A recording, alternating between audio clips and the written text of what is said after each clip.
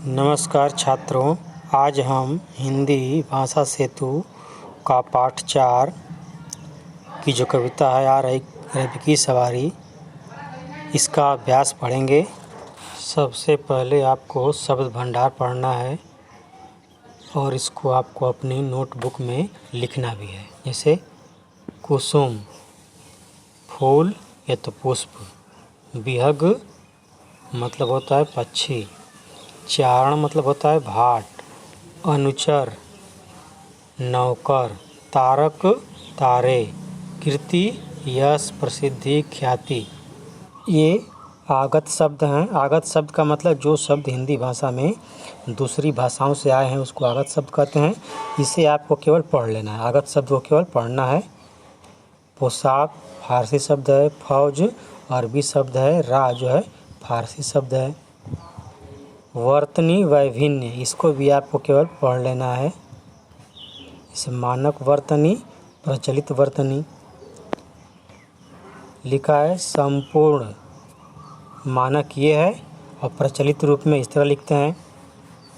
चंद्रमा चंद्रमा, अंत अंत, विद्यमान विद्यमान को विद्यमान इस तरह लिखते हैं। इधर मानक दिया है, उधर प्रचलित रूप में जो है वो दिया है।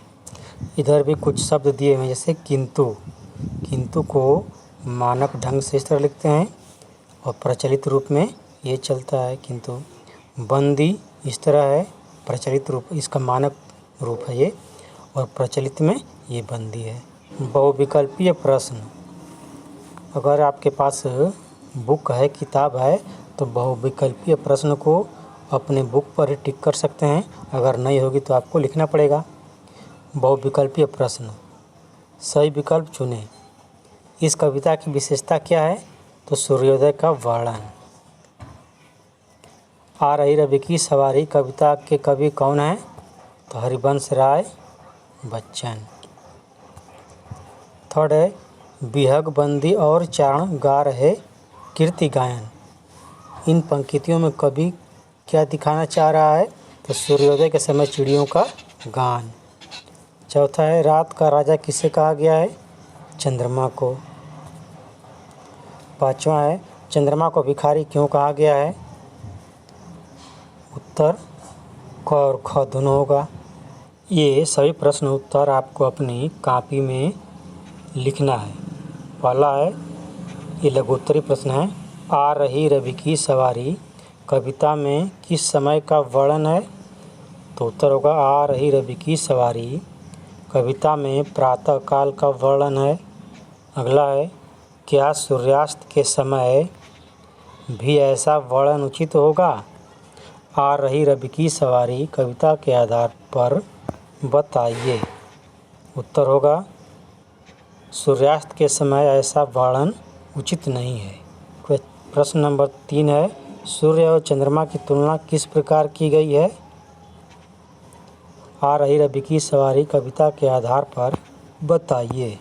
उत्तर होगा सूर्य को राजा और चंद्रमा को भिखारी कहकर तुलना की गई है। अब दीर्घोत्तरीय प्रश्न है। पहला प्रश्न है, आ रही रवि की सवारी कविता में सूर्योदय का वर्णन किस रूप में किया गया है? इसे आपको थोड़ा सा बड़ा में लिखना है, तो आप लिखेंगे उत्तर, कविता में सूर्योदय का भव्य चित्रण किया गया है। भव्य का मतलब सुंदर होता है। सूर्य के आगमन पर फूल खिल उठते हैं, पक्षी चहचहाने लगते हैं और तारे विलुप्त हो जाते हैं। चंद्रमा को सूर्य के सामने भिखारी के रूप में दर्शाया गया है। अगला प्रश्न है, सूर्योदय के समय प्रकृति कैसा रूप धारण कर लेती है? आ रही रवि की सवारी कविता के आधार पर स्पष्ट कीजिए। उत्तर, सूर्योदय के समय प्रकृति मनमोहक रूप धारण कर लेती है। सूर्य की नई किरणें धरती पर पड़ती हैं, फूल खिल जाते हैं, बादल नौकरों के समान सुनहरी पोशाक धारण कर लेते हैं, पक्षी बंदी और भाट मधुर गीत गाने लगते हैं। अगला प्रश्न है प्रातः काल के समय कवि के मन में अवसाद क्यों है? अवसाद का मतलब दुख। आ रही रवि की सवारी कविता के आधार पर स्पष्ट कीजिए। प्रातः काल के समय रात के राजा चंद्रमा को भिखारी के रूप में देखकर कवि के मन में अवसाद है। अगला है चंद्रमा पर सूर्य की विजय का वर्णन अपने शब्दों में कीजिए। उत्तर कविता में सूर्य को राजा बताया गया है, वह अपनी विजय से प्रसन्न है। रात का राजा चंद्रमा सूर्य के सामने भिखारी के समान प्रतीत हो रहा है। सूर्य के आगमन पर चंद्रमा की चमक फीकी पड़ जाती है। पांचवा है सप्रसंग व्याख्या कीजिए। ये लाइन दिया हुआ है, क है छोड़कर मैदान भागी तारकों की फौज सारी। ख है रात का राजा खड़ा है राह में बनकर भिखारी।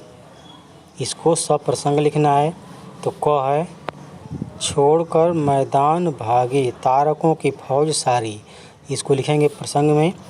प्रस्तुत पंक्तियाँ हरिवंश राय बच्चन द्वारा रचित कविता का नाम लिख देंगे आ रही रवि की सवारी से अवतरित हैं। व्याख्या में लिखेंगे सूर्योदय का वर्णन करते हुए कवि कहता है कि सूर्य के उदित होते ही तारों रूपी फौज मैदान छोड़कर भाग जाती है। सूर्य के आगमन पर तारे लुप्त हो जाते हैं। ख है रात का राजा खड़ा है राह में बनकर भिखारी। प्रसंग होगा प्रस्तुत पंक्तियाँ हरिवंश राय बच्चन द्वारा रचित कविता आ रही रवि की सवारी से अवतरित हैं। व्याख्या भी कहता है कि सूर्य के उदित होते ही रात्रि का राजा चंद्रमा भिखारी बनकर रास्ते में खड़ा हो जाता है। कवि के कहने का तात्पर्य है कि सूर्य के आते ही चंद्रमा की चमक फीकी पड़ जाती है।